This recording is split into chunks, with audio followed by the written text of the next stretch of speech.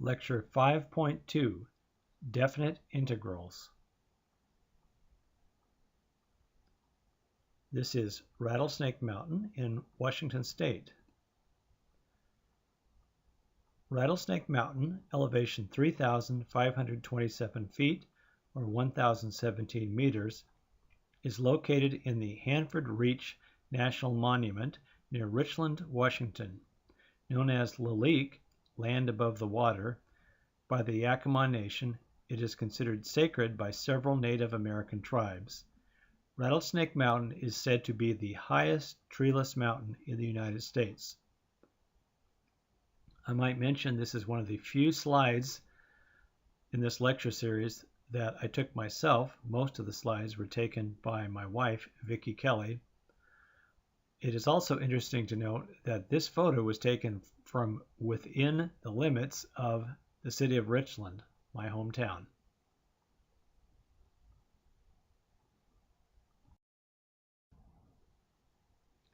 This German postage stamp honors Gottfried Wilhelm Leibniz, who lived from 1646 to 1716. Gottfried Leibniz was a German who developed calculus independently of Isaac Newton. We use the notation developed by Leibniz for calculus.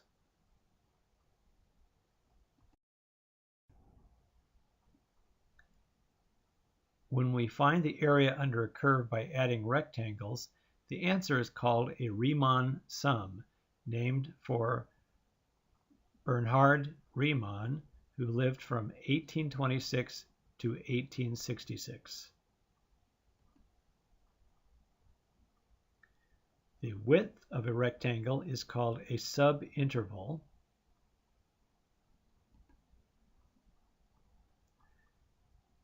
The entire interval is called the partition.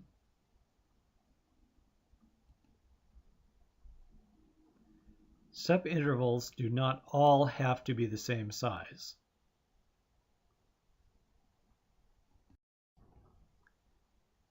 If the partition is denoted by p, then the length of the longest subinterval is called the norm of p and is denoted by this symbol.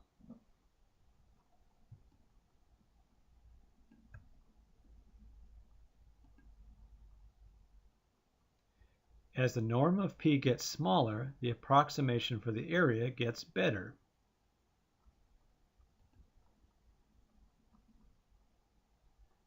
We can define area as the limit as the norm of p approaches 0 of the summation from k equals 1 to n of f of c sub k times delta x sub k if p is a partition of the interval from a to b.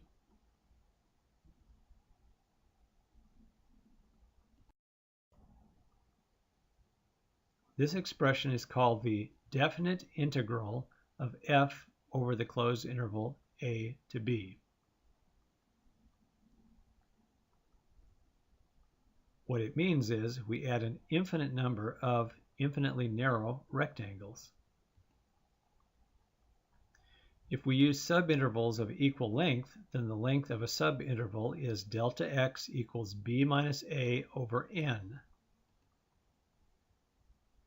The definite integral is then given by the limit as n goes to infinity of the summation from k equals 1 to n of f of c sub k times delta x. Once again, we're adding an infinite number of infinitely narrow rectangles.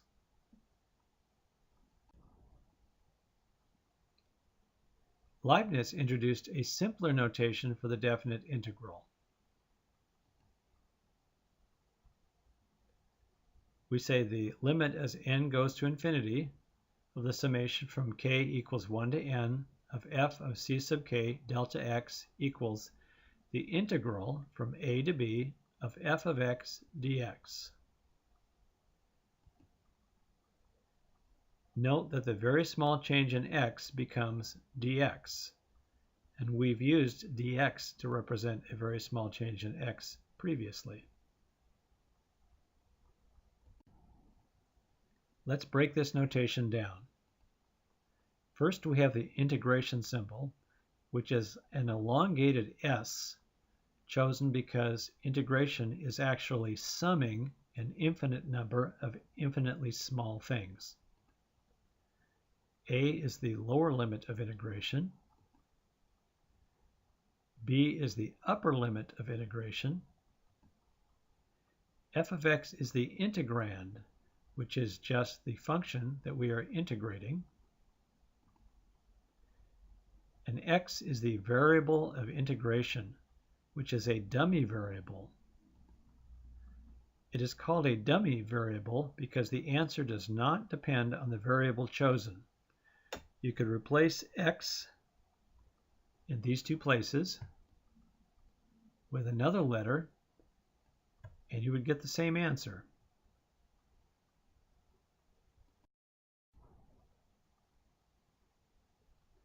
We have the notation for integration, but we still need to learn how to evaluate the integral.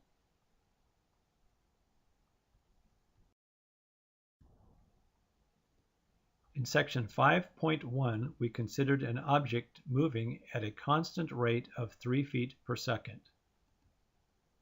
Since rate times time equals distance, we had 3t equals d. If we draw a graph of the velocity, the distance that the object travels is equal to the area under the line. After 4 seconds, the object has gone 12 feet. We have 3 feet per second times 4 seconds equals 12 feet. If the velocity varies, for example, v equals 1/2 t plus 1,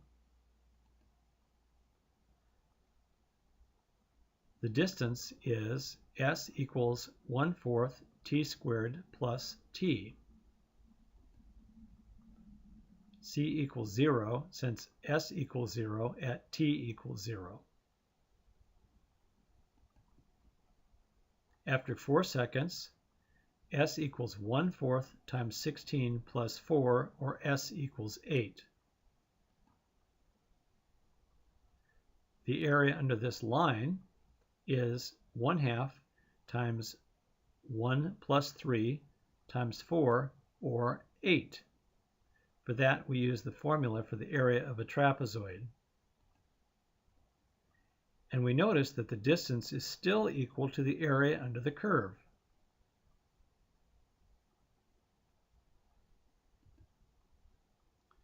Notice that this area is a trapezoid. What if we had v equals 1/8 t squared plus 1? We could still split the area under the curve into a lot of thin trapezoids, and each trapezoid would behave like the large one in the previous example.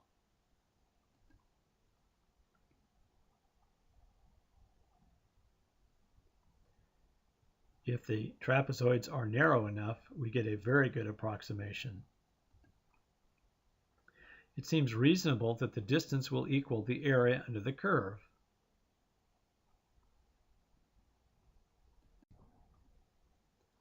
We have v equals ds dt equals 1/8 t squared plus 1.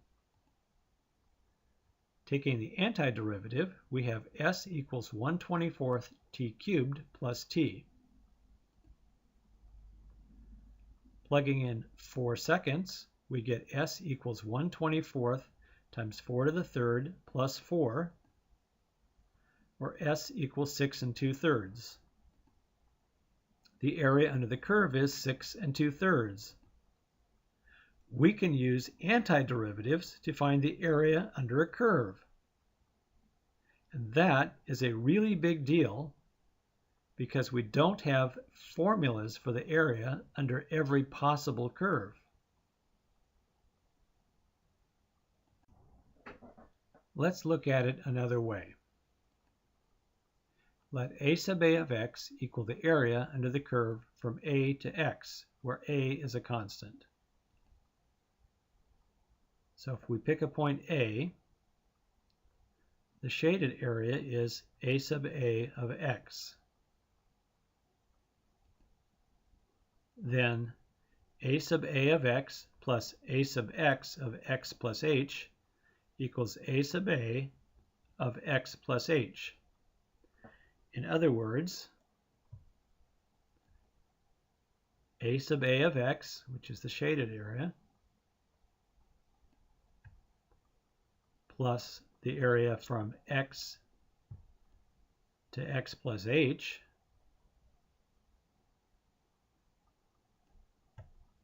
equals the area from a to x plus h.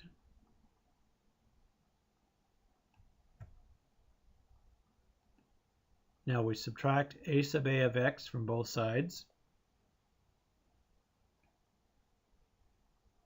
to get a sub x of x plus h equals a sub a of x plus h minus a sub a of x.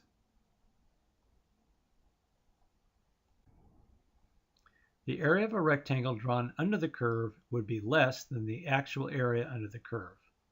So the height of this rectangle is some minimum value of f over the subinterval. The area of a rectangle drawn above the curve would be more than the actual area under the curve. And the height of the second rectangle would be the maximum value of the function over that subinterval. So we can set up an inequality. The short rectangle is less than or equal to the area under the curve, which is less than or equal to the tall rectangle. The area of the short rectangle is h times some minimum value of f, which is less than or equal to a sub a of x plus h minus a sub a of x, which is less than or equal to h times the maximum value of f over the subinterval. If we divide everything by h, we find that the minimum value of f is less than or equal to a sub a of x plus h minus a sub a of x all over h, which is less than or equal to the maximum value of f over this subinterval. And if you haven't figured it out already, this is a sandwich theorem problem.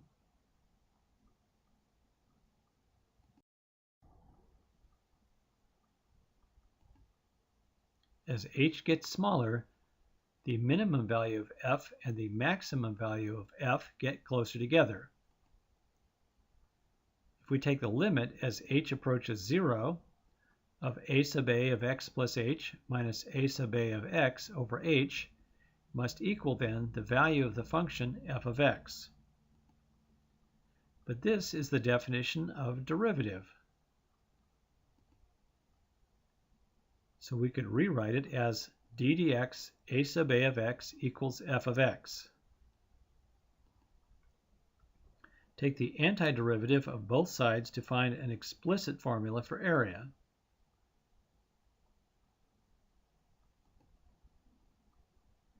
That gives us a sub a of x equals the antiderivative of f of x plus a constant.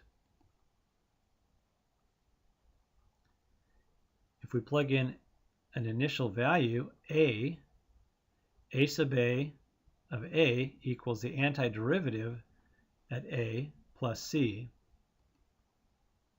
But the area from a to a is just 0, so we get 0 equals the antiderivative at a plus c,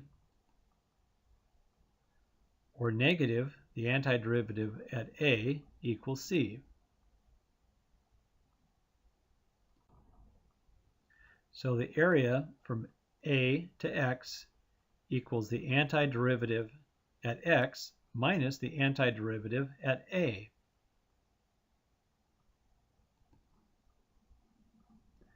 The area under the curve from a to x equals the antiderivative at x minus the antiderivative at a.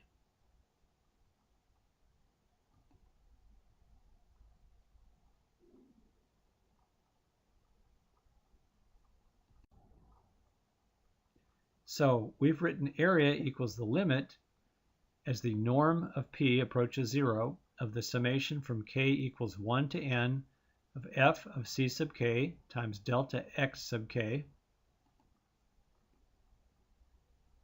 which we could write as the integral from a to b of f of x dx, or the antiderivative at b minus the antiderivative at a.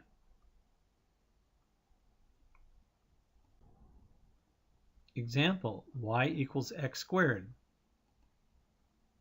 Find the area under the curve from x equals 1 to x equals 2.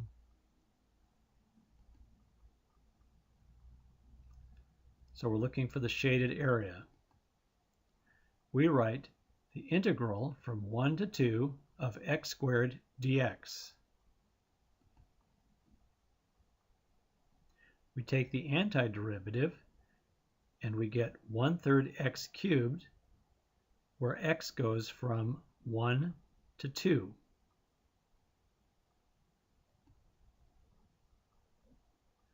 Then we plug in our limits of integration and get 1/3 times 2 cubed minus 1/3 times 1, or 8/3 minus 1/3, 8/3 being the area from x equals 0 to x equals 2, and 1/3 being the area from x equals 0 to x equals 1, giving us our answer, which is 7/3, the area under the curve from x equals 1 to 2. Now, when you work a problem like this on your homework or test, I need to see all of these steps. Not the labels in the blue, but I need to see the integral expression, the evaluated integral, or the antiderivative, with the limits listed, then the expression with the limits plugged in, and finally you work to get the answer. This is assuming that it's a non-calculator problem. To do the same problem on the TI-89, we enter the integral of x squared, comma x, comma 1, comma 2. So the integral symbol is second 7. Then we enter the variable of integration, the lower limit of integration, and the upper limit of integration. You can try that on your calculator. Example, find the area between the x-axis and the curve y equals cosine x from x equals 0 to x equals 3 pi over 2.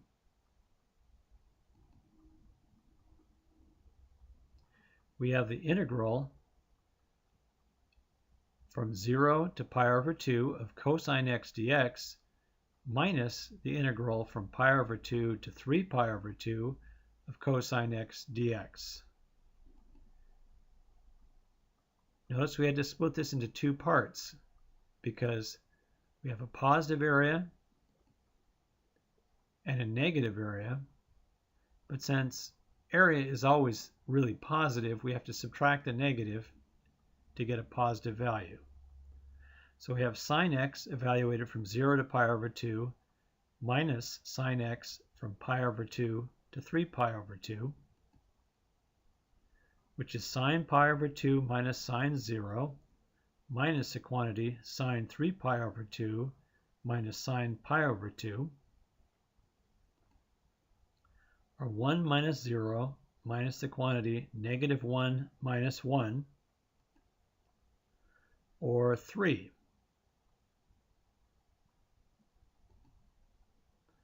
On the TI-89,